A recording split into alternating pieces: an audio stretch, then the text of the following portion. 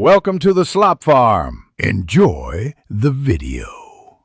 In this video, I will explain how to replace an alternator on a Lexus GS300. Before starting, prioritize safety by disconnecting the negative battery cable, usually with a 13mm wrench. This prevents electrical shorts and potential injury. Gather your tools, including a 14mm socket for the tensioner and mounting bolts.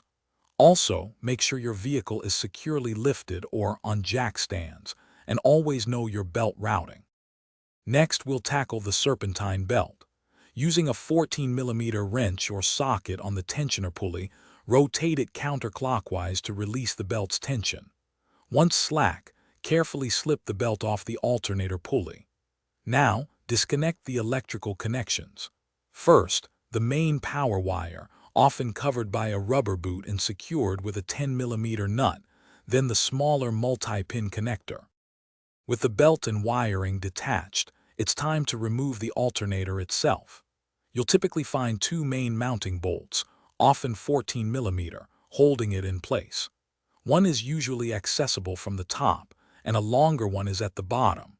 After removing these, the alternator should slide forward off its lower mounting stud.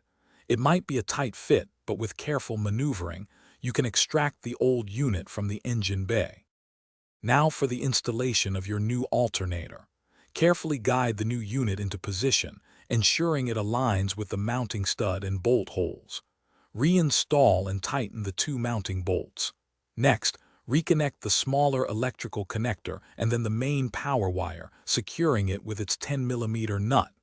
Route the serpentine belt according to your diagram, release the tensioner, and slip the belt on.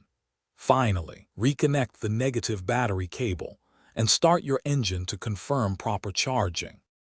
Thanks for watching. Consider subscribing if we helped you today.